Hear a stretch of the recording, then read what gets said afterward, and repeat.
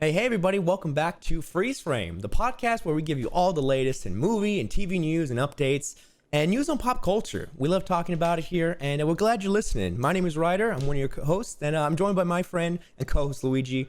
We got a packed news week. We said it last week. Luigi hyped it up. Luigi was saying it's going to be the biggest episode yet, and I mean, I think it is. It's probably going to be the biggest one. But real quick, before we get started, we want to say we were a little delayed on releasing the podcast because of the Academy Awards. They just happened yesterday, as is the day of shooting this. And some crazy reveals happened. Whether or not you're happy about the awards, let us know in the comments below. But we appreciate you guys listening on all the audio platforms. Check us out on YouTube. We're on Twitch, TikTok, all the social medias. But Luigi, you can go ahead and get started and let us know what happened at the Academy Awards. Absolutely. Thank you guys so much for being here. Thank you, Ryder, for introing that. I'm Luigi, guys. You guys obviously know me. This is episode 15 of Freeze Frame, which is exciting. 15 weeks in, and we're still having fun reporting the news. This week, we got some big stuff aside from the Oscars. I just want you guys to know big stuff, lots of really cool news that was released and some speculation. But without further ado, let's get into it. So the Oscars happened last night, and let me just tell you, apparently it was really boring. It was really boring, and it wasn't that exciting. But what was really exciting was, for the first time, we had an all-black producing team that was nominated for Best Picture. The first time two actors of Asian descent received the nomination for Best Actor, and the first year that two women were nominated for Best Director. And the winners were revealed, and it reflected that inclusion, which was exciting because I feel like the Oscars have had a lot of problems when it comes to dealing with race and just, Oscar's so black or Oscar's so white. I mean, remember that when Chris Rock was there a couple years ago. So let me just get into some of the things that happened at the Oscars. So we had this viral moment with Glenn Close where she was like shaking her butt and everybody was like, oh my gosh, she like kind of lost it. Maybe she drank too much. And apparently that moment was scripted, and that's kind of sad. It was a little scripted. Wow. Let me get into some of the awards of the night. Best Motion Picture of the Year, Nomadland, directed by Chloe Zhao, I believe, who she also won Best Director, which was very exciting. We also had Anthony Hopkins win Best Actor at the Academy Awards, but he didn't even show up. He wasn't even there. People hoped that Chadwick Boseman would have won the award posthumously, but didn't happen.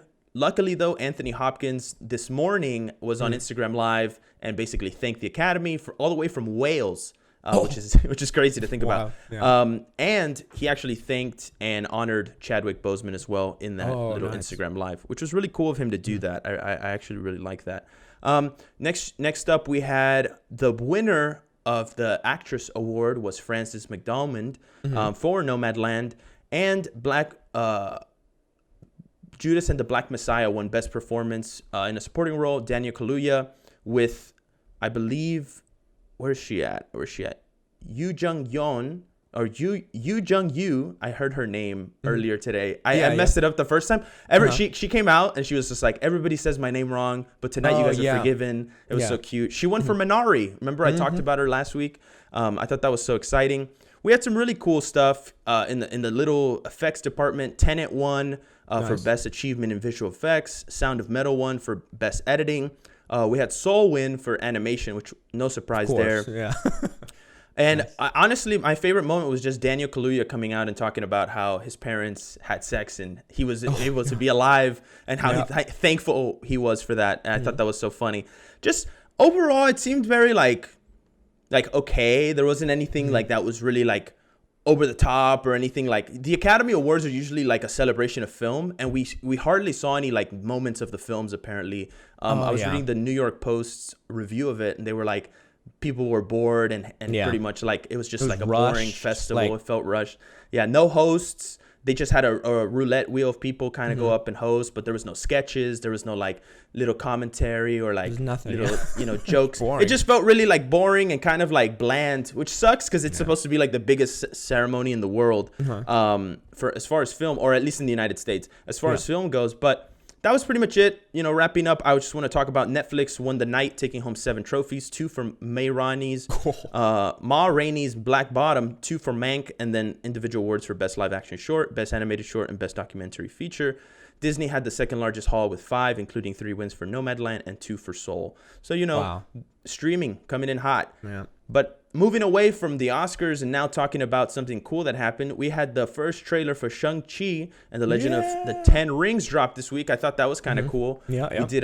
We did a little bit of a TikTok there this week when we talked about the trailer. But breaking it down. What were your overall thoughts on this? I know that you personally did the TikTok, so I'm curious to know what you thought. Yeah, it was interesting to kind of explore this trailer, and I feel like finally we get some more representation in Marvel. I feel like a lot of people were happy about it, but they were also like mad, and I could tell that there's hate when it comes to change in Marvel or any movie, So that's something to kind of be prepared with. But I think, like you have here, lots of fun lore. There's gonna be a lot of cool things to explore with the Mandarin and the Ten Rings, and hopefully we get more into that mystical magic level. And I said this too as watching the trailer. I feel like somehow it's gonna connect to Tony Stark, because it always does in these movies. Yeah. And I feel like they're gonna have a gripe with him. But I mean, it seems so different, and I'm ready for that. And I think it's gonna be great. What about you? What'd you think? I'm excited for the villains. We got the look at the real Mandarin. I think that Trevor Slater was the other one, right? The fake one. I believe he's gonna be. Yeah, I believe he's gonna be in this too. Maybe a cameo, or maybe we'll see him in prison, in the Mandarin's prison. That would be crazy, Yeah. But I think it looks like a good movie. Sadly, it wasn't actually received well in China, I heard, which is interesting because I know that was supposed to be like the big push for hey, let's make a movie based on them, and it wasn't received quite as well as Disney wanted. So it's unfortunate. But what is your first headline for the week? Well, Falcon and the Winter Soldier just wrapped up, and we have a reaction on that show, and we'll be getting a review as well on that. But we'll talk about that. But they announced recently, after the show had such success, Captain America 4 is in the works from the showrunner Malcolm Spellman. Now we can get into this. This is the head writer and creator of the Disney Plus and Marvel's The Falcon and the Winter Soldier. Falcon. They're developing a fourth installment of the Captain America film franchise for Marvel Studios. So this is a whole movie that's going to go in the theaters. Now Spellman will co-write the script with Dalen Mousson, which is a staff writer on The Falcon and the Winter Soldier. But, I mean, this is huge. The guy gets his own movie now, and it's going to be separate from Chris Evans, because I know you know more about the Chris Evans. I think the Chris Evans is going to be a part of Marvel, speculated, but it's going to be separated. But, I mean, what do you think about this? Captain America 4, it's happening, man. I think Tom Holland is eating his words right now after saying Anthony Mackie doesn't have a movie. So now Anthony Mackie does have a movie. I think that's so funny to me. Personally, I am so hyped for this. I think we're gonna get into a little bit of Captain and America and the Winter Soldier. Yeah, Captain America. I think it's. I want to give you guys a quick 2-minute. I don't want to waste too much time on it because obviously I know a lot of people probably haven't finished the show, and I don't want you guys to sit too much on it. So if you haven't, fast forward 2 minutes. But I just want to talk about it real fast and say the setups at the end of this movie were a lot more exciting. I think. For the future of the MCU. Personally, I thought the ending was kind of it was good, but it wasn't Marvel Endgame, level, which by the way, today is actually 2 years to the date of when Endgame came out, which I think is so cool to record a podcast 26th. episode. Yeah. So 2 years ago, Endgame came out. It broke worldwide box office records, which was so exciting. But going back to Anthony Mackie and Captain America, I think he's going to be probably that start to that next, big phase of whatever the big bad is. I'm excited to see him fight with the rest of the Avengers and him in the suit with Bucky and maybe Wanda and maybe Doctor Strange. I just want to see another big mashup movie where all of the heroes, and I think that's kind of what we're going to get once Disney Plus finishes all their shows. Probably in Secret Invasion, we'll see everybody kind of come in. And I do have some Secret Invasion news here, but let me hold off on that for now. And actually go into something that I read about this week, which is Mad Max Furiosa. It is a prequel to Mad Max Fury Road. It's going to be shooting in Australia. Let me read you guys the articles here. It says, the Furiosa prequel will return Mad Max to Australia, the country that birthed the franchise. At a press conference for the movie New South Wales premiere, Gladys Berejiklian, butchered that, stated that the new film would be the largest film ever to be filmed in the state, boasting its economy by 350 million and creating 850 new jobs. The film chose to go to New South Wales after being wooed by both state and federal incentives, including a 40% tax break. That's crazy. Wow. Go Australia. Australian director George Miller filmed the first 3 Mad Max movies in his home country, starring Australian actor Mel Gibson. Mad Max Fury Road filmed in Namibia after a long delay due to unusual raininess in the Australian desert. Now Miller is releasing the franchise back home to shoot for the next film's 2023 release date. Chris Hemsworth is in this movie, and so is Anya Taylor-Joy, who is actually going to be Charlize Theron in a younger version, which she is Furiosa, which is the character. Yeah. I think Anya Taylor-Joy is like a great casting for this. I think I could totally see her being like an older, like Charlize Theron playing her as an older version. Being bald, it's so sick. I think it's gonna be sick. They're saying that basically, they're gonna try to make this film a movie where it's not necessarily like yes, the movies are connected, but they want to make it almost like a standalone. So it's like if you're new to the franchise, you can come in and kind of learn the history a little bit and the story.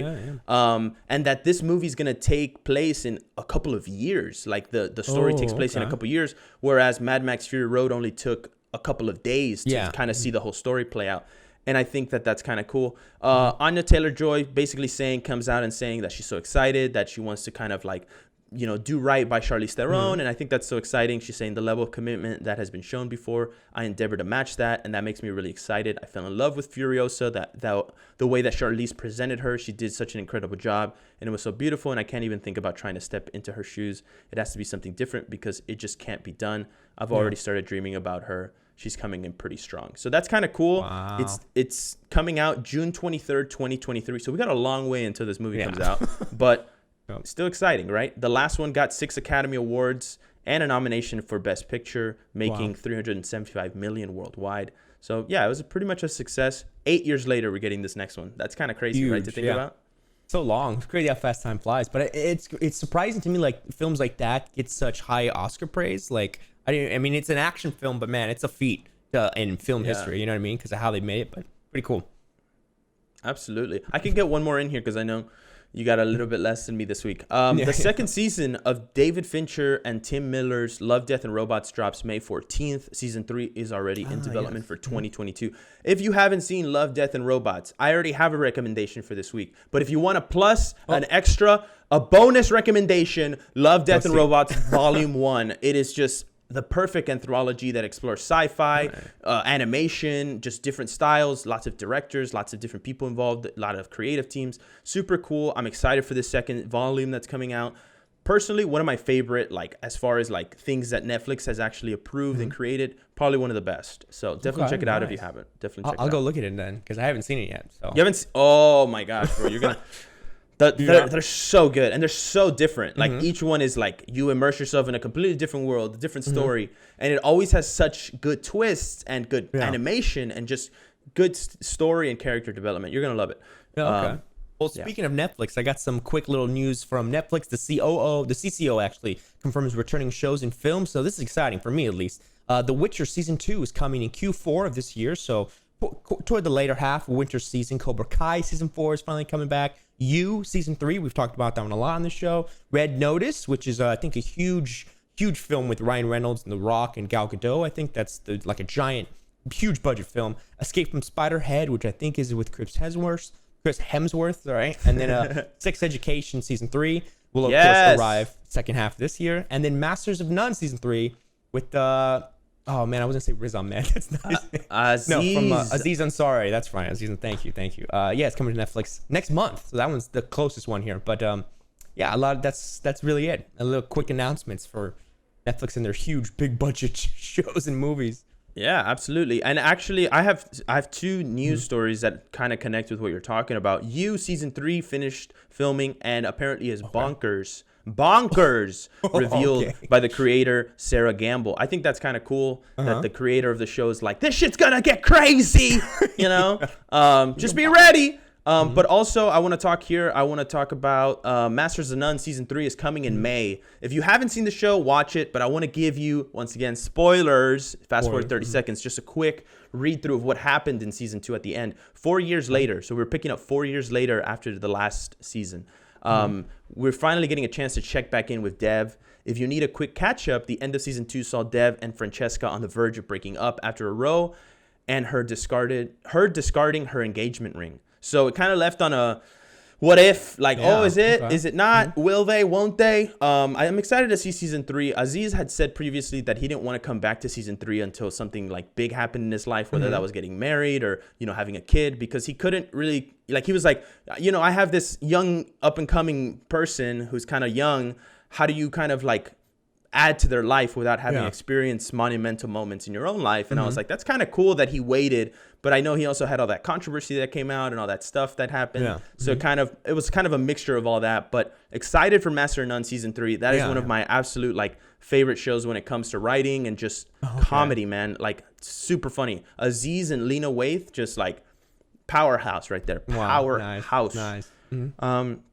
I want to talk to you about a movie that's coming out soon. I don't have a date for it, but I saw a trailer that dropped this week for Annette. Do you like Adam Driver? Okay. You like Adam Driver, right? Of course. Absolutely. Right? So I have Adam Driver and Marion Cotillard.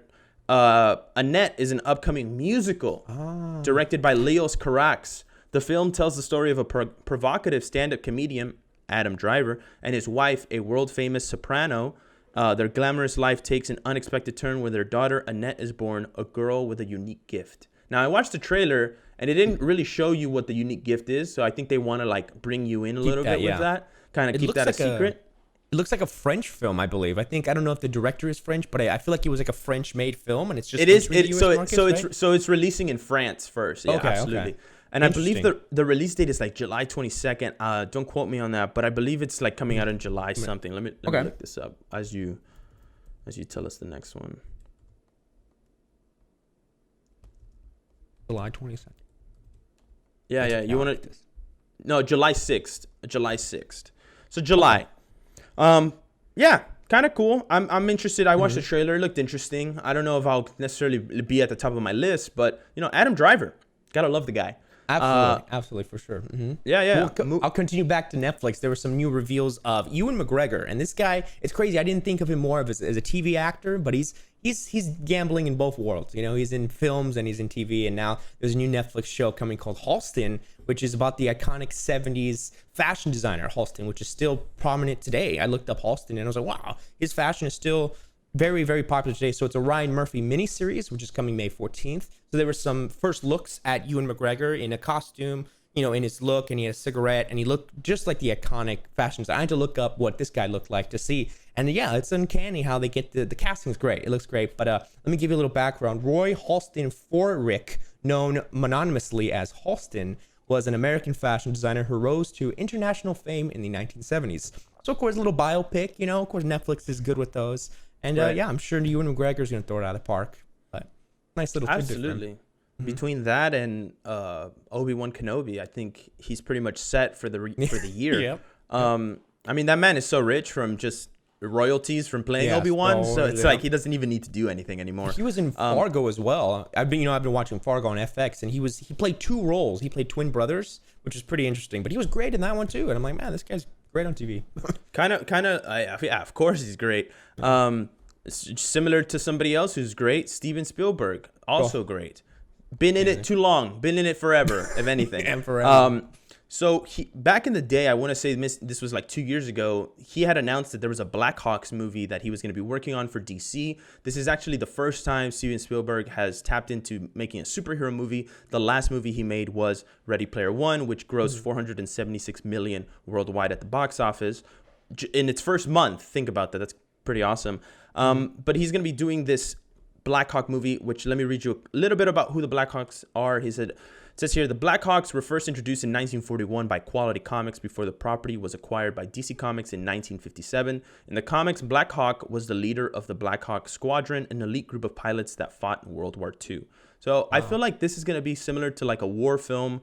And that's probably why Steven Spielberg was like, I'll do that. That sounds like something more up my alley instead of doing something where it's like superhero landing and like all this stuff. You know what I'm talking about? Iconic stuff, yeah. Yeah, This exactly. feels more like, I guess, Watchmen kind of, because Watchmen has kind of that noir feel to it. You know, it's not, of Absolutely. course, as 40s or 50s feel, but I can see this being more having that noir style 40s, you know, classic superhero, but not being as modern day where, like you said, it's superhero landing and real cheesy. You know, it's more like classic.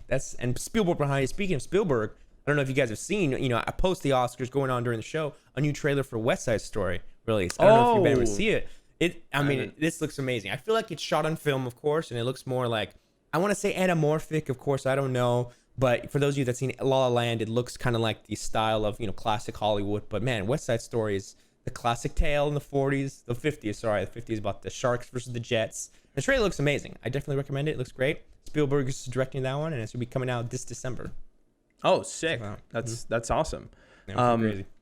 Yeah, I knew it was coming, but I didn't know when. I haven't seen the trailer either, but I follow the girl who plays like the love interest on Twitter. Rachel Zegler, I think her name is. Yeah. Rachel Zegler or Ziegler. I don't know. Ansel Elgort is gonna be the main lead, and he's great. What? He could sing. Yeah, Baby Driver himself. I didn't know that.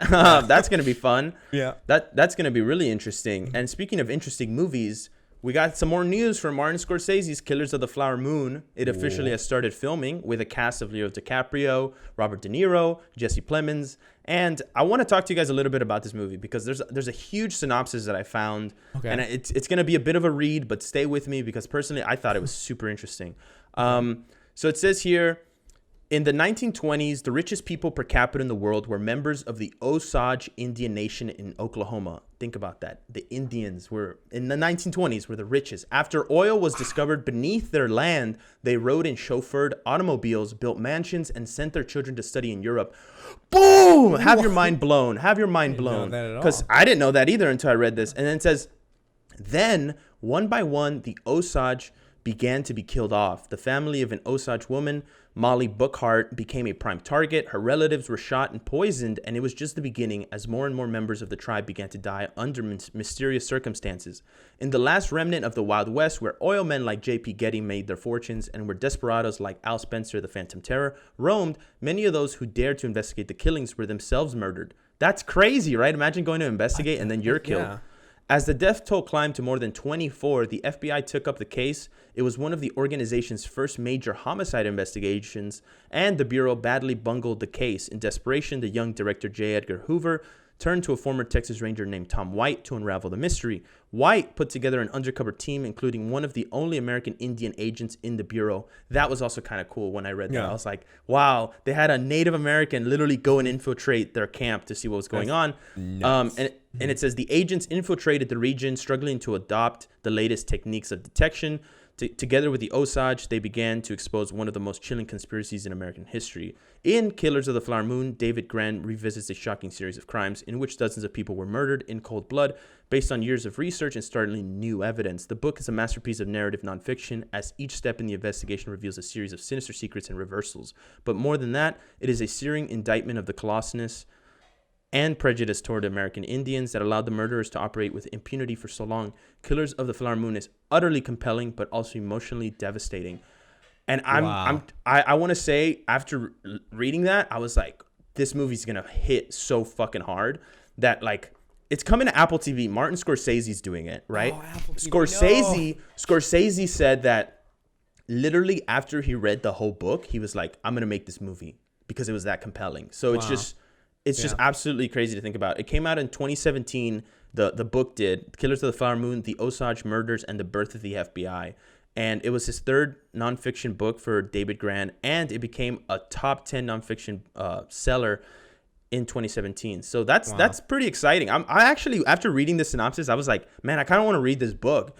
Because I had no idea that this stuff happened. I had no idea. I didn't even know that Native Americans were like rich, you know, like this tribe, they just happened to land upon oil. But it just shows you like how people in America just didn't want anybody to win. You know, they didn't want anybody else to win, which is so sad that they murdered these people in cold blood just because they were starting to have some success instead of like playing the natural game where it's like, hey, you found oil, congrats, you got lucky. Hey, you got oil, congrats, you got lucky. But instead it was the opposite. And I just think that it's super interesting. Wanted to read about that. If you guys personally like that story and like the synopsis, leave a comment. What are your thoughts on that movie? Did you know about the murders of these Native Americans who were also mega rich? Like, I'm curious to know. I'm curious to know what other people are thinking after listening to that. So, I can see Scorsese. I could see you making like a giant 4-hour epic on this, but it's unfortunate that's coming to Apple TV Plus. Like, the guy's over here against streaming services, yet, well, at least he's against theme park films, and then he's working for Netflix, Apple TV Plus. Like,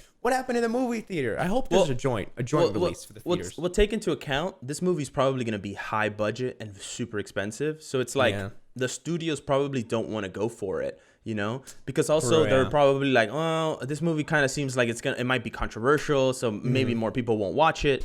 So it's kind of like it's a gamble, you know, it's a gamble. So Apple TV is going, well, we need more shows.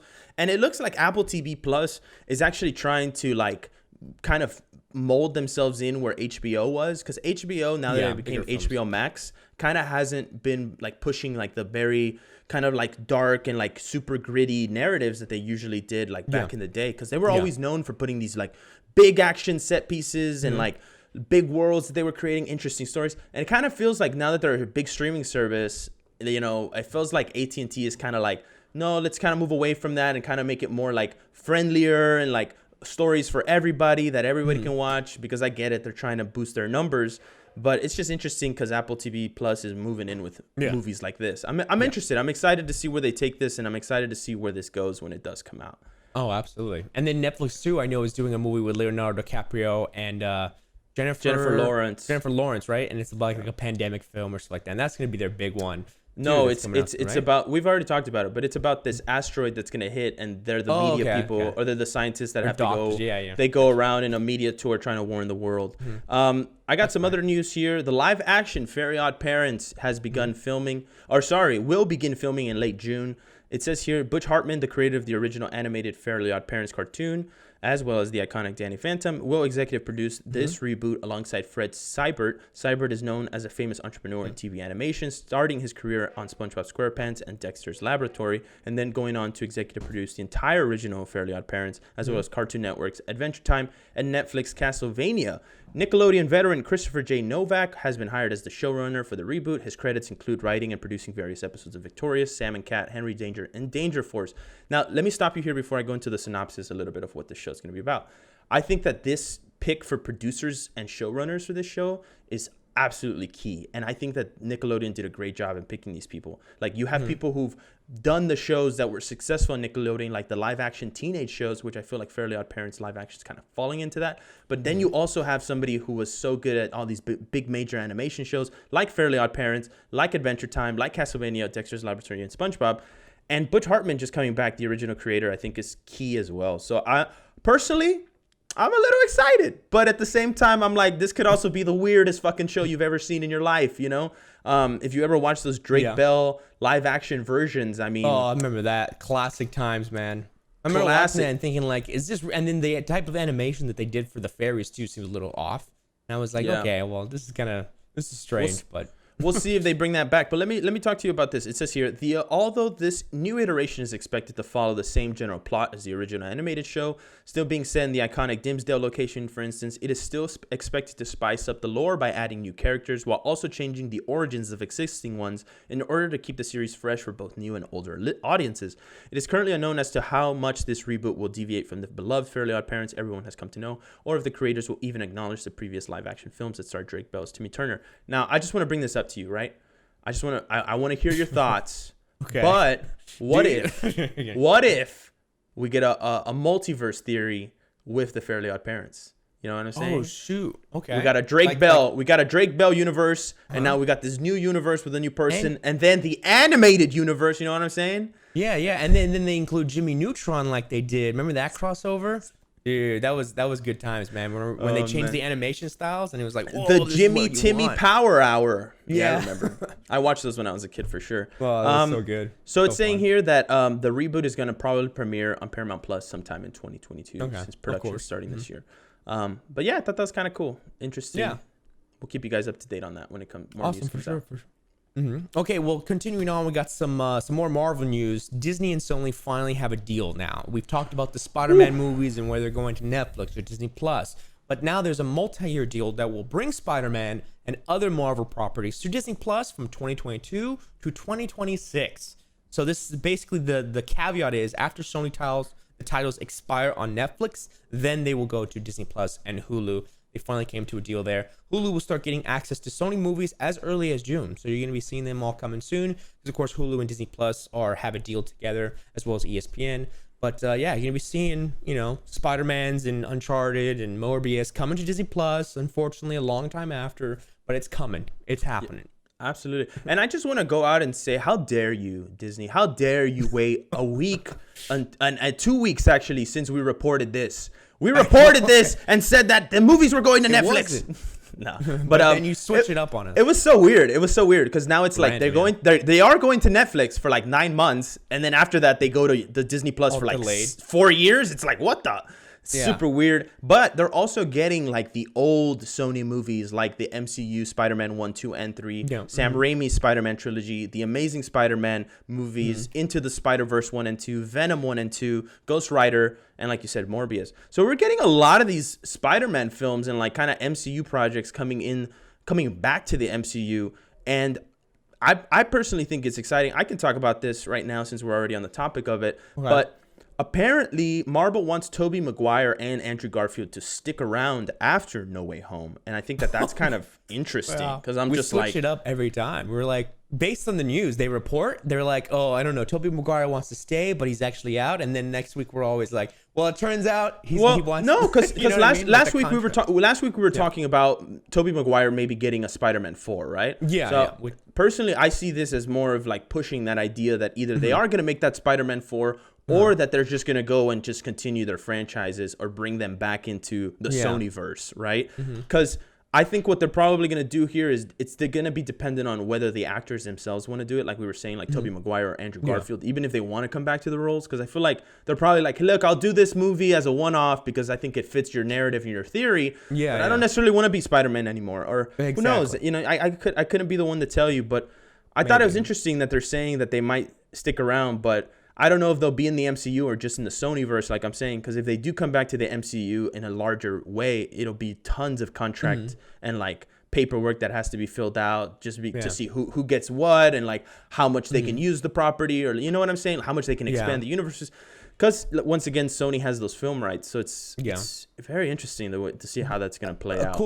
A cool thing that people were pointing out, though, for more confirmation multiverse, we know it's like, oh, it's happening. But if you need more confirmation because of the Disney Plus deal, and now that they're like, okay, we will release on Disney Plus, it wasn't completely restricted now from Disney. So maybe there is more like, okay, we could be seeing Spider-Man's like, the multiverse of Tobey Maguire and Andrew going into this No Way Home because they're going to release it to Disney Plus after. So, like, it could be happening. People are saying now, it's like, dude, Andrew Garfield and Tobey Maguire being in this movie is like the most unkept secret in Hollywood. Like everybody knows, everybody's already aware that they're in the movie. Like they're going to enter into the movie in Act 2, which I think is great because then hopefully they stay there for like the, 2/3 of the movie, Act 2 and 3. But we've talked about this. We speculated a little bit. But I think what's probably going to end up happening is that beginning is just going to be Peter trying to prove that he's not Spider-Man, which they're saying that, Charlie Cox is going to have that cameo in there, but also that he's going to be kind of like saying, oh no, there is another Spider-Man, which we might get like a Miles Morales character playing with the original Spider-Man suit that Tom Holland has while Tom Holland is in the trial to prove that he's not Spider-Man. Which I think would be a really fun way to bring Miles into the universe, or somebody, I don't know. Personally, I think I keep saying it every week, but my hype only grows for Spider-Man No Way Home, and it's never gonna stop dying down like that. I probably will watch that movie, like I said before, 3 times or 4 times in the theater. Oh, absolutely.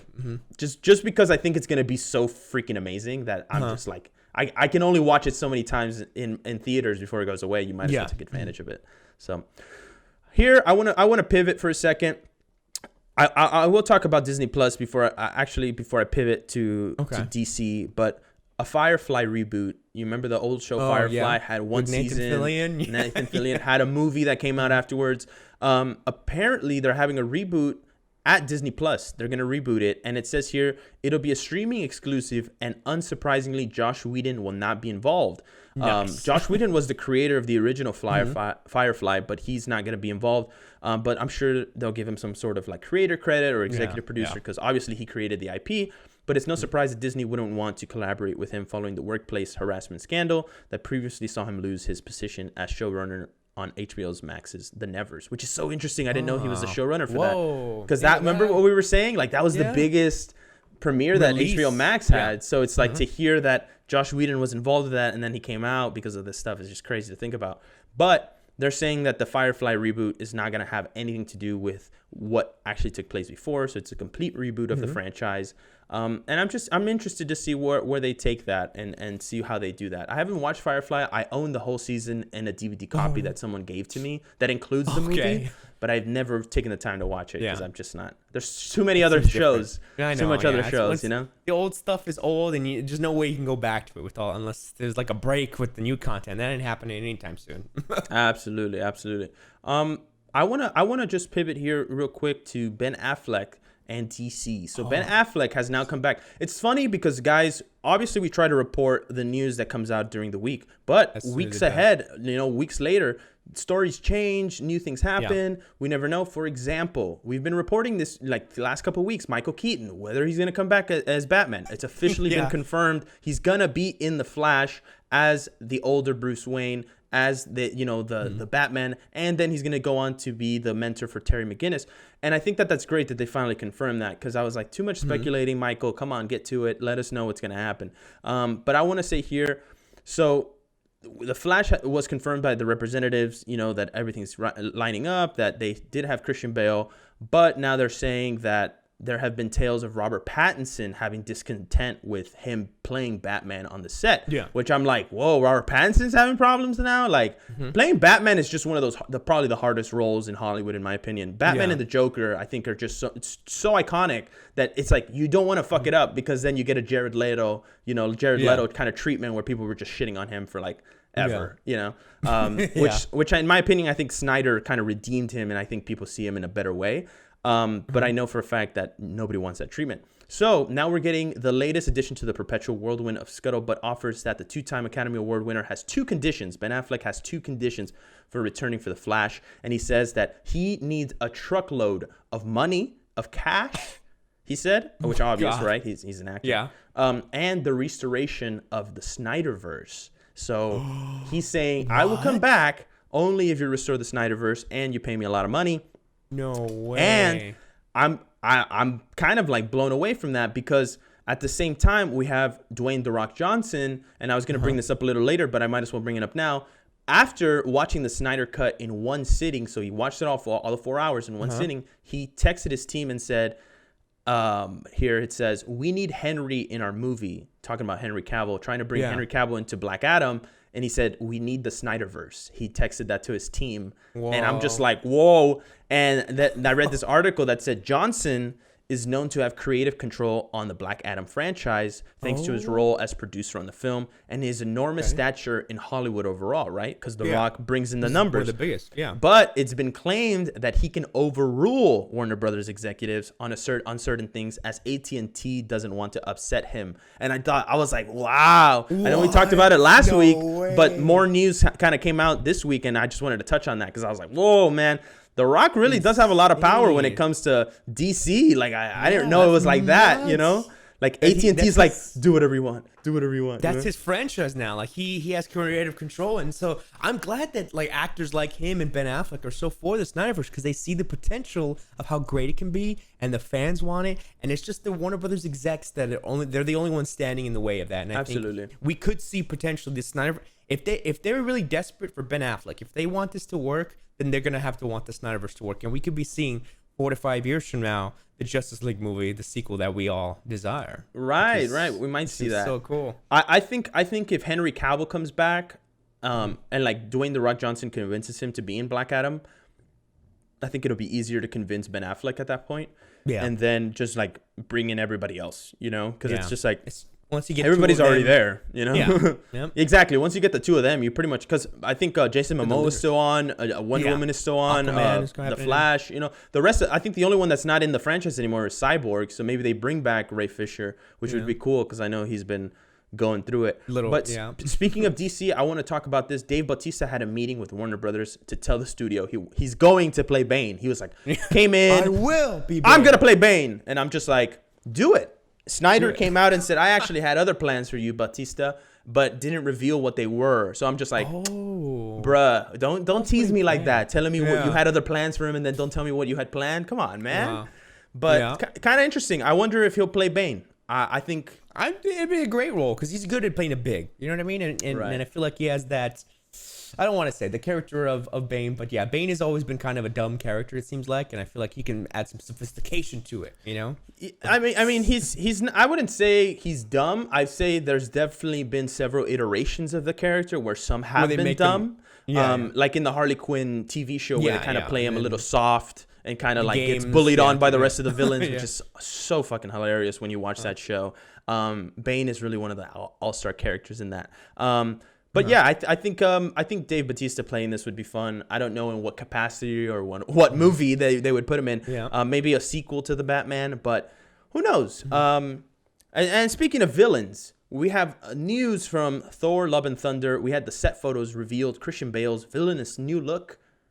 He's just bald. Yes. He's just bald, people. It wasn't that crazy. He just shaved his head. He looks more like the comic character. They were showing kind of the reveal of Gore the God Hunter. Oh no, it's like Gore. What's his name? Bor the God Killer. I'm not too familiar with the character, but they showed. Bro, you're the Marvel guy, man. You're supposed to know this stuff. Come on, man. This is like deep lore of Thor with like. Right, I believe it. The goat, the Billy Goat or stuff like that. Oh man, I don't know, dude. You're talking to me like I don't have no idea what you're talking about, dude. Like I don't keep up with the lore of Thor or anything, you know. But I think it's cool. They showed photos though. You know, it looked like him with the comic panel. Yeah, the comic photo of it looked like, oh yeah, they're really going like for it, which you could tell it's gonna be like kind of comedic with Taika Waititi. But since we're talking about Marvel and we're talking about Thor, we could talk about Secret Invasion. We got some huge casting reveals, and I know you got some more news on it too. Yeah, Emilia Clarke, huge in the Game of Thrones, huge actress, reveals her first comic book, and along with the comic book reveal, she's also casted in Secret Invasion in an unknown role. But to go back to the comic book, it's called Mom, Mother of Madness. It's kind of a Deadpool-esque miniseries following a single mother who discovers that she has superpowers and uses them to take on human traffickers. So she's just, she was like the double reveal, and she was like, oh, I got to get huge with this comic book lore and stuff like that. But then we also have Olivia Colman, who is Academy Award winner. She's going to be in Secret Invasion as well, in unknown roles. So that show already has a stacked cast. But I'm sure, I don't know, what are your thoughts or what else do you have on that? I do want to talk about Secret Invasion, but I thought you were gonna bring this up when you were gonna go. But Russell Crowe's in Love and Thunder, bro. I thought you were gonna. We're already talking about it. We're talking mine out. Yeah.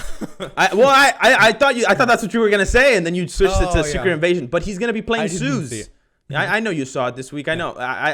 He was on a podcast and talked about it, and people were like, you weren't supposed to reveal that yet. And I'm just like, hey, man, he's doing whatever he wants. He doesn't care. But I got a little bit here for Secret Invasion. Let me read you this. It says that apparently Emilia Clarke's character is going to be kind of involved with the Skrulls more in the story. So I think she's going to be either a Skrull or maybe a leader or maybe another baddie that is using the Skrulls to their advantage. I'm not too sure, but it says here, meanwhile, Deadline reported that One Night in Miami star Kingsley Ben-Adir will play a leading villain in the show, and Variety said Oscar winner Olivia Colman, like you said, has joined the cast. She said basically somebody with superpowers would be really fun to play, but I'm not sure how many middle-aged women they have in Marvel.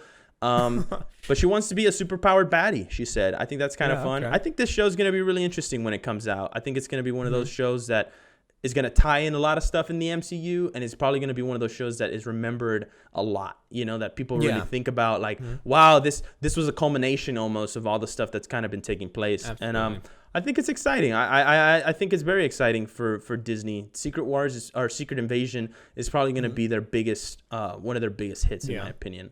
And so I'm glad they have a lot of more prominent features, people that are in Hollywood. Like now we have Academy Award winner Chloe Zhao, and we're getting more Academy Award winners, and we're getting very, I'd say, I don't want to say sophisticated, more like well-known. So Chloe Zhao is in the is she directing? No, Secret sorry, Invasion? she's directing Eternals, the movie. But yeah. Yeah, you know what I mean. So I'm trying to get at like, it's cool that finally Marvel hopefully is going to get more recognition as in the Academy or within the world of people who are cinephiles, I guess, because we're getting Academy Award-winning actors and actresses and crews behind these films, and I'm for that. You know what I mean? Because these films, the crews, it's gonna blow it out of the water. You know. Absolutely. And it's crazy because like some of these streaming companies are moving away from movies even, and they're jumping into video games, which is really so bizarre.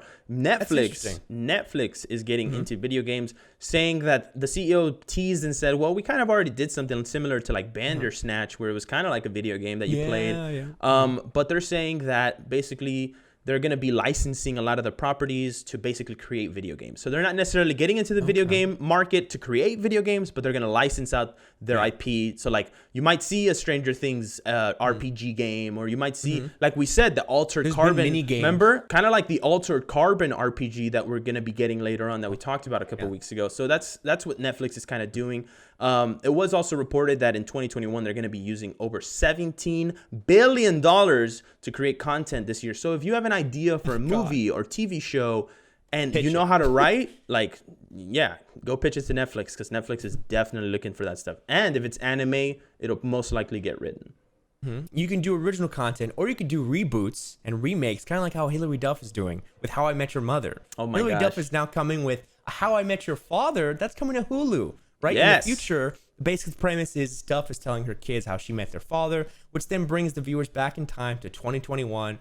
And so we had some kind of debacle with Hilary Duff because she wanted to do the Liz McGuire show on Disney Plus. And there were some complications there because the story wasn't as open or as mature as they wanted. Disney Plus, had some restrictions. So she was like, okay, I'm not going to do it. Let me push it to Hulu. And then that kind of fell through. And so now she's like, okay, well, she still has a relationship with Hulu. And now she has How I Met Your Mother spinoff, How I Met Your Father. So good for her. At least she gets her time. But I thought that was kind of a little interesting for her. Yeah, and it's a straight to series from the creators Isaac Abtaker and Elizabeth Berger. It says here the story starts in 2021, where Sophie and her close-knit group of friends are in the midst of figuring out who they are, what they want out of life, and how to fall in love in the age of dating apps and limitless options. So Duff will also produce the series, which will use multi and single camera approach similar to its predecessor. Carter Bays and Craig Thomas, who created How I Met Your Mother, will be the executive producers of the series, which produced by 20th Television.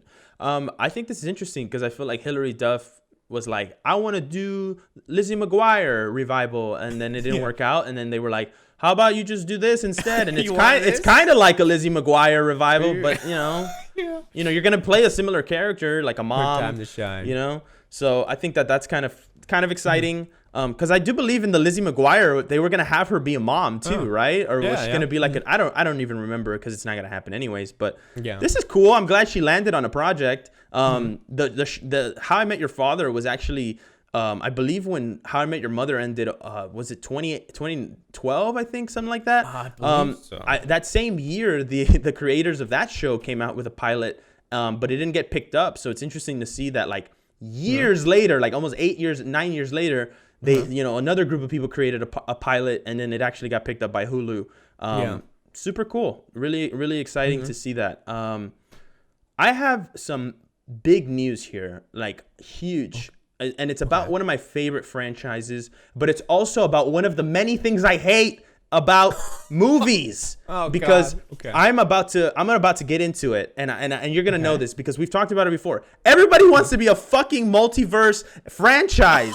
Everybody's like, give me multiverse, give me lots of universes where I have so many different characters. And now the latest Sherlock Holmes 3. Why? One of my favorite franchises, Sherlock Holmes by Robert Downey Jr. Apparently, the movie is in the back burner right now because they haven't figured out what is going to happen with that franchise. They're like, the directors are saying, well, we're just going to put it in the back burner now until we figure out where the story's going to go or what's going to happen in the world with these characters. No. But then we have Robert Downey Jr. coming out and saying he expressed a desire to not only continue the Sherlock Holmes series, but also his plans to take a page out of the Marvel playbook and build a shared universe. What? He said, at this point, I know it's crazy. He says, at this point, we really feel that there is not a mystery verse built out anywhere, and Conan Doyle is the definitive voice in that arena. I think to this day, he said of his hopes to build on the franchise. So to me, why do Sherlock Holmes 3 if you're not going to be able to spin off into some real gems of diversity and other times and elements? And I'm going, dude, you don't have to do that. Just make Sherlock Holmes 3. Like, I'm not trying to see a whole mystery verse play out here.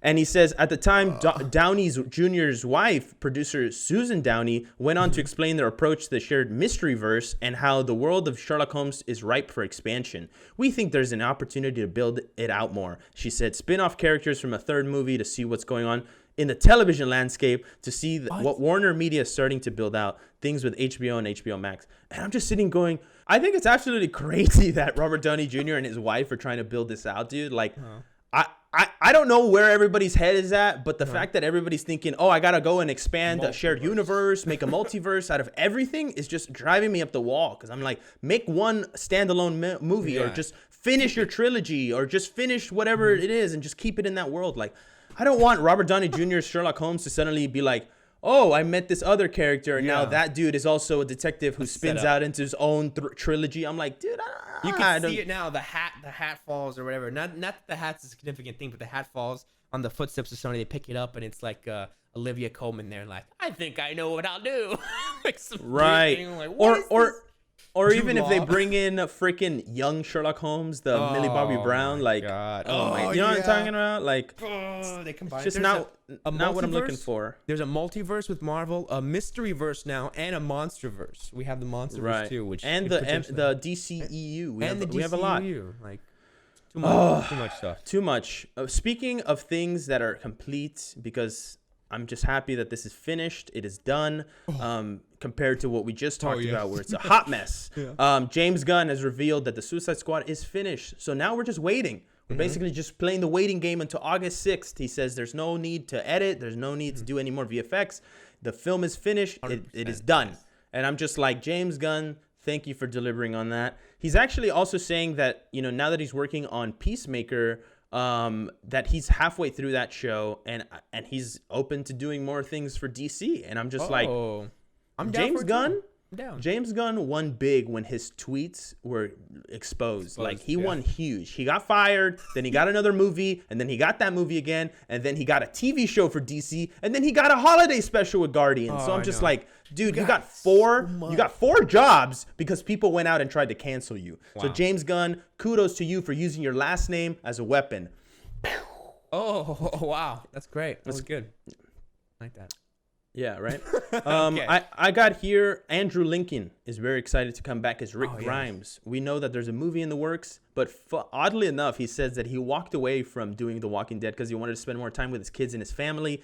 And then his kids literally told him, "What are you doing here? We want to go back to America," because I guess they moved back to the UK. And they're just like, "We loved you as Rick. Like, why would you give that up?" And it's just funny that his own kids are like urging him to go back when he literally stopped doing it because he wanted to spend more time with his kids. And so he said he's excited to come back. And is also open to maybe making a last minute cameo in the season finale of The Walking Dead because that show is wrapping up. So, you know, a lot of interesting news there if you're a Walking Dead fan. And just a fan of the franchise. Repetitive at this point, but you know, it is what it is. They're just trying to build their universe, and even them, they're all their shows that they have, the spinoffs on that. It's like, it's getting ridiculous with that. I think that's a bad example of how it should be. But anyway, I won't get on that. I think they've only had one spinoff, right? It was The Walking Dead and then Fear the Walking Dead. And then now they have the Walking Dead world. It's the teenagers. It's like a Walking Dead world. I just saw it the other day when the show, there's 3 of them going back to back, and I was like, what is this? They're kids, and it's so moody. It's so weird. It makes no sense in the world. Right. You know? Absolutely. No, I hear you, man.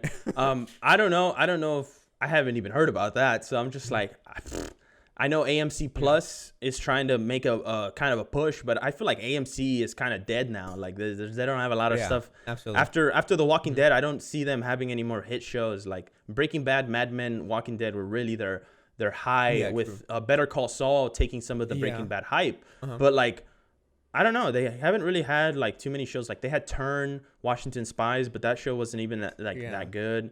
Or in my opinion, anyways. But moving away from AMC, I have here Martin Scorsese and Paul Schrader are working on a 3-year series about origins of Christianity, which I think is kind of interesting. It says here it's based on the Apostles and on the Apocrypha. It's called The Apostles and the Apocrypha. I might have said that wrong. I don't know. Because people sort of know the New Testament, but nobody knows the Apocrypha. Now, I don't know what the Apocrypha is. I've never heard of that. So I'm interested to see what they're talking about. And back in the first century, there was no New Testament, right? There's just these stories, and some were true and some weren't, and some were forgeries. So I feel like the Apocrypha was probably like what held the stories before the Bible, like before the Bible was officially called the Bible. You know what I mean? The Apocrypha of the New Testament. Yeah, it was like, I guess that's another word for the book and like what it called. Yeah, you're right. Yeah. So it's interesting to see what they're going to do with that. Martin Scorsese and Paul Schrader, best of luck to you. Hope you don't offend anybody. I know, right? Yeah, it's sensitive stuff when you get into religion, but I'm sure they'll do it right. Are these, you only have about two or three more, right, for your big stuff, right? We're wrapping up here. We're getting close. We're getting really close. Right. I'll deal with some of my light ones. I'll deal with some of them because they're just light stuff that I can get through. Like we said, Guardians of the Galaxy, the holiday special, the first draft, the script is complete. James Gunn posted it on his Twitter. He finished that, so he's working on that one as well. Star Wars Obi-Wan Kenobi casts Pen 15's Maya Erskine in a supporting role. The series is due to start shooting this month, apparently. So I'm sure we'll be starting to get some leaks, maybe some photos. We'll be talking about that soon, hopefully.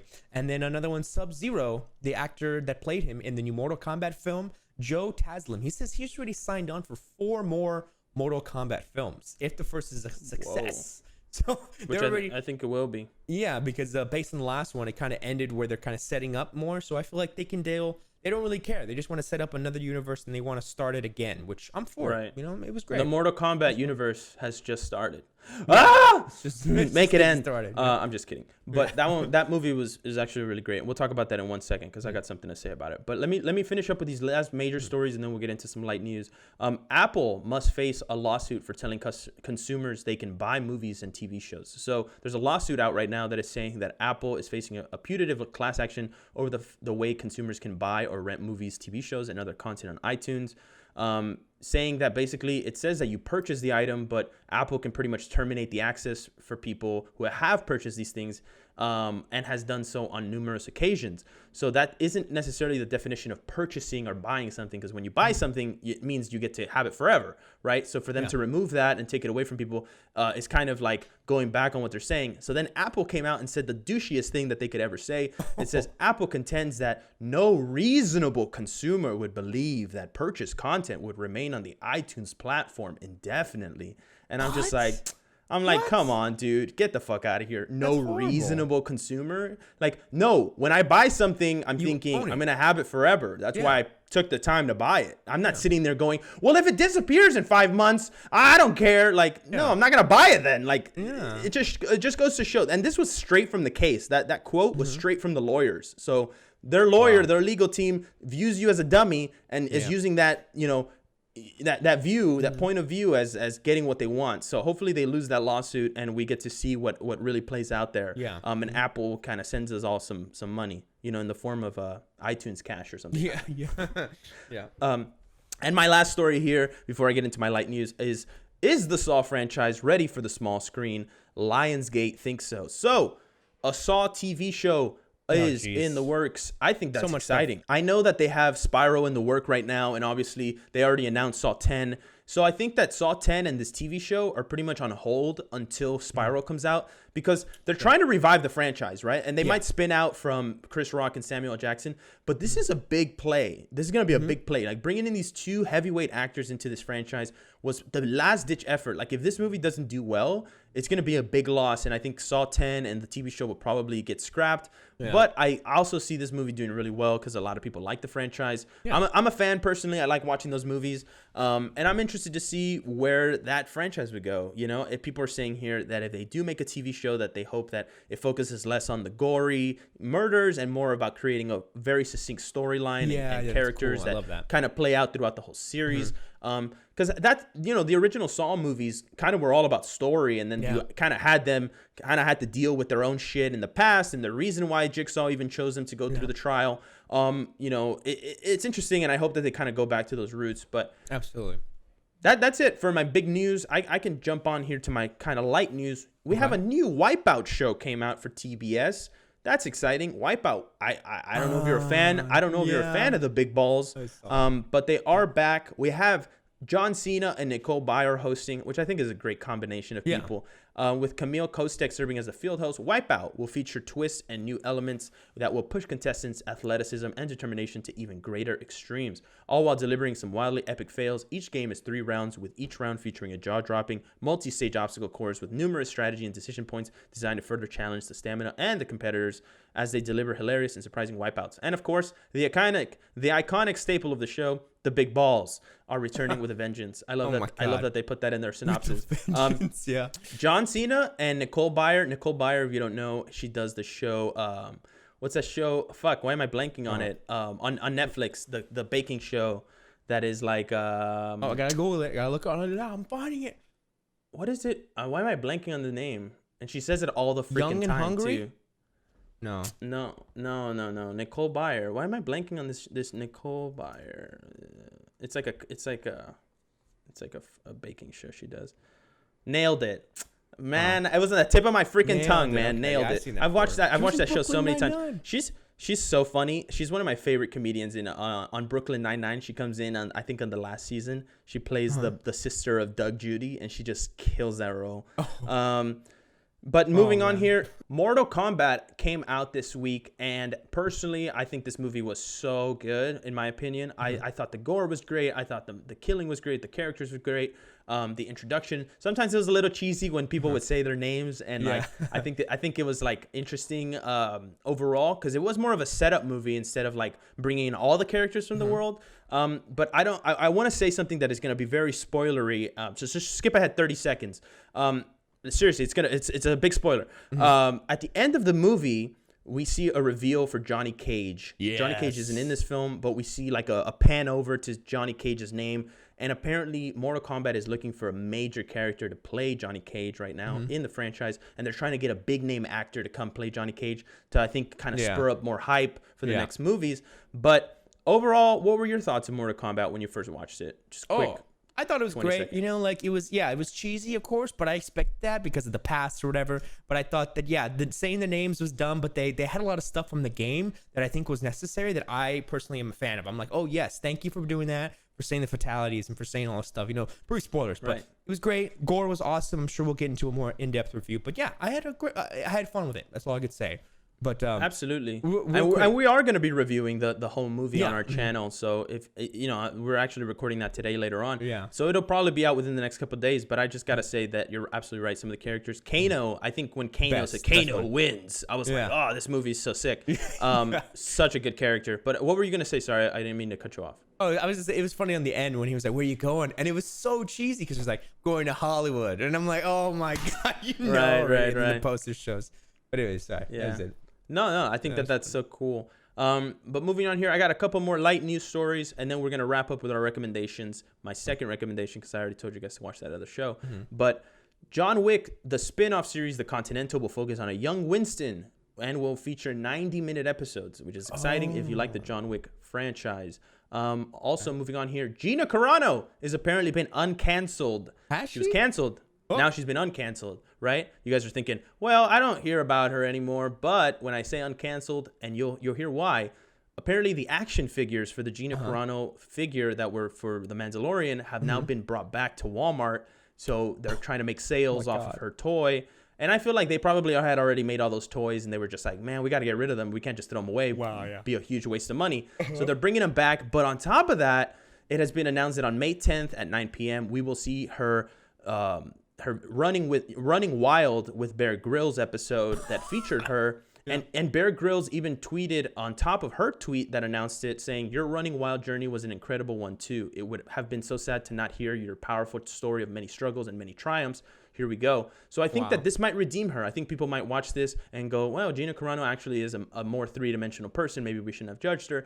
But it's interesting because Nat Geo is owned by Disney Plus, and so it's kind of like, was she canceled? Was she not canceled? I thought Disney didn't like her anymore, but now they're like, So that's what I'm saying. They're saying that Jon Favreau might even call her back to Mandalorian, and Jon Favreau has the power to do do He has the power to do that because he's a heavyweight at Disney Plus right now. Is this a James Gunn type situation, or is it different? What do you think? personally, I have no stake in the game. If they brought her back, that's cool. If they don't, that's cool. I just hope that Mandalorian season 3 doesn't suck because of it. That's my only tripe with this whole situation. Last two stories here. Godzilla versus Kong originally had a different ending. Now, once again, I'm spoiling the finale of this film, so skip ahead for a long time, 30 seconds. It's been out for a minute, a little bit. If you don't, unfortunately, if you don't have HBO Max or you haven't had a chance to watch it in theaters, I understand that. But at the end of the film, obviously, we had a big fight, right? Kong, Godzilla, Mecha Godzilla. The ending is different right now, but originally it was supposed to just have Godzilla kind of, that shot where Godzilla just kind of goes into the ocean where Kong is kind of standing there watching him. That was supposed to be the ending of the film. And then that whole sequence with Kong and his island, kind of where you see him at the end, was supposed to kind of be like a end credit scene, but it also wasn't even like originally planned to even be in the film. But then when they talked about it, we're like, well, maybe we should show how Kong kind of what happens to Kong after the fight and not just leave it open-ended. And so they decided to change the ending, which obviously if you watch the story, you'll see. It's not much of a spoiler, but just kind of interesting that the director came out and said that it was different. But now, before we end this whole show and we get into our recommendation. I still have some. You still got stuff. Yeah, just a little bit. Well, no, you go finish yourself off, and then I'll end this off with this major story, which I think is super interesting. Yeah, this is just light stuff that I wanted to get, like Ted Lasso. I know some people like that. Ted Lasso season 2 is coming July 23rd, Apple TV Plus. So it's kind of just bummer. Finn and Jake are coming back from together again in the trailer for the next Adventure Time, Distant Lands, which is a special streaming May 20th on HBO Max. So I know a lot of fans of that cartoon as well, and that's coming back. Hawkeye has wrapped production. Jeremy Renner confirmed that on his social media. And there's a Jim Henson biopic titled Muppet Man. That's currently in development for Disney. I'm sure that'll be a Disney Plus special. Wow. That's so cool. And then that's about it. That's it. Yeah. That's it. That biopic, Muppet Man, sounds super interesting. Jim Henson is one of my all-time favorite creators. Like, just he did so much. He did so much for people's childhoods and just created the Muppets, and it's fucking awesome. I want to end off here with a bit of speculation, a little bit of a rumor, and a little bit of a theory. So we were talking about Captain America and the Winter Soldier, and obviously a lot of people were thinking, oh, maybe these villains who are going to the raft are going to become the Thunderbolts, with Thunderbolt Ross. But now, obviously, if you've watched the ending, that wasn't the case. And now they're saying that Marvel is reportedly setting up the Thunderbolts, so that is going to happen versus the Dark Avengers. Now, this project has been discussed in the background, behind the scenes, but nothing has quite come out of it yet. So it seems like they're kind of planning something and trying to find the perfect storyline that kind of fits where they want to take in the show or movie. So it says here, for those unfamiliar, the Dark Avengers are supervillains masquerading as heroes, while the Thunderbolts are often depicted as reformed bad guys looking to make amends for their past indiscretions, kind of like a Suicide Squad. So there would be an interesting dynamic at play in any potential film or TV show to feature them. It would be painted in multiple shades of gray, that's for sure. But for now, we'll need to watch out for Phase 4 as it continues to unfold and see if pieces fall into place. So kind of a fun little theory there that people were talking about, Thunderbolts versus Dark Avengers. I think it would be really cool to see change of pace. What's his new name? People. I would love to see US Zemo. Agent.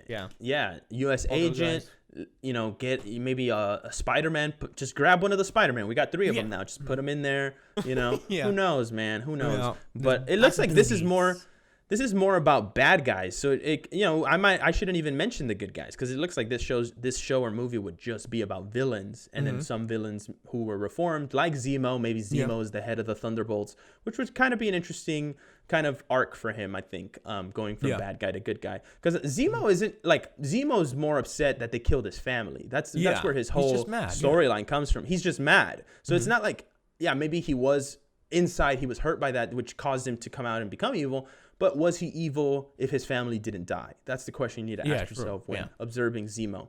But I just want to say, before I get into the recommendation, this has been such a fun episode, just speculating and talking about all these projects. There was a lot of really deep stories here. Personally, my favorite was Killers of the Flower Moon, and going into that synopsis. Felt like I learned so much from that. But also just this Thunderbolts versus Dark Avengers theory, and hearing about The Rock doing Snyderverse, Gina Carano, The Wipeout Show, James Gunn, Masters of None Season 3, Sherlock Holmes, The Mysteryverse. Just so much news this week. And, of course, the Academy Awards. If you didn't get a chance to watch them, don't bother. Watch the 7-minute highlights on YouTube because it's probably way more interesting. Anyways, that's it for us this week. Ryder, get into the recommendations. Well, starting off, this is a sad one, and it's a sweet one. I think you guys should check out on Netflix, About Time. This is with Dominic Gleeson, and it's a film kind of about time travel, and it's about the son and the father. It's kind of a relationship film, and it's a love story. Rachel McAdams is in it, the classic love story actress. Yeah. It's a great film, and I highly recommend it. Because if you like time travel, you know me. Time travel and me is just, that's what I can get off to, but that's it. What about yourself? Mine is actually a show. I don't know if I've recommended it to you guys yet, or maybe I have, maybe I haven't. I don't remember. But Mythic Quest on Apple TV Plus is absolutely one of the best shows I've ever watched. Like, I love like workplace comedies, but workplace comedies that are set in a reality where it doesn't feel like a comedy. It feels like these people are just talking, and they just happen to be funny people who just speak to each other. Those are my favorite type, like Superstore. I would say Valley, right? Silicon Valley, shows like that really kind of more fit that narrative. But Mythic Quest is about a video game developing company that kind of like is working on this game called Mythic Quest, and you kind of see the hijinks. You have one of the characters from It's Always Sunny in Philadelphia in that show, and honestly, he is hilarious. Such a great actor. Like, completely different. Dennis, completely different. Is it Dennis or is it the other guy? I think it's Rob. Well, his name is Rob in real life, but it's Mac. I think his name is Mac. Mac. Yeah. It's Mac. It's and Mac from It's Always Sunny. Even the guy that played Cricket, I think, but he was more of a smaller character. He's in it too, and he's like a friend of the guy in real life. They're friends in real life, so that's kind of cool. Absolutely. I think it's one of the funniest shows to come out in the last couple of years. My friend, when he was staying with me and visiting, he was like, "Yo, dude, check out Mythic Quest," and I was like, "All right." So I gave it, the first episode. And next thing you know, I'm hooked. I watched the whole show. Season 2's dropping soon, I think in May. I believe so here. Season 2 of Mythic Quest. It was announced. I think we talked about it. It was announced a couple of days ago. May 7th. So we're going to get 2 episodes dropping on May 7th. That's right around the corner. Super excited to see what how that show kind of takes a turn. Because the first one was all about this big, it was called Raven's Claw, and it was about this big like update to the game. So I'm interested to see where the next kind of phase goes. But that's it. That was it. Go check that show out if you haven't. But that's the whole episode. That was it. How did you guys enjoy it? Did you like it? Did you enjoy the news? We had news and speculation, but sadly, more companies are making multiverses. And if that never ends, then we'll never stop talking about these shows. So that's what you can hope for us. Exactly. It feels like instead of letting an IP die or just be a standalone film, it's like, okay, well, we need to make it into a big franchise or a big multiverse in order to like have that continue to revenue and make more money for us. And it's just kind of sad because I don't think that everything needs that. I've said it many times, and it's just kind of like a bummer that even Robert Downey Jr. and his wife are like, oh, we can make our own. It was so successful at Marvel. Let's make our own and be the guys who created and make all the money. Yeah. So I get it, but I would much more be happy with just a standalone Sherlock Holmes 3 that doesn't connect to anything else except the other 2 movies. Absolutely. But agreed. But anyways, that's it. I had a ton of fun. I hope you had a ton of fun. To all our audio listeners. Spotify, Apple Podcasts, Stitcher, TuneIn, Pandora, all of them. Radio.com, wherever you listen. Amazon, TikTok. Whatever it may be. We just hope that you guys enjoyed this episode. We'll see you guys next week. This was an action-packed one, and it was the biggest one yet, like I told you guys. Hope you enjoyed it. Ryder, thank you so much. We'll see you guys next one. Bye, everybody.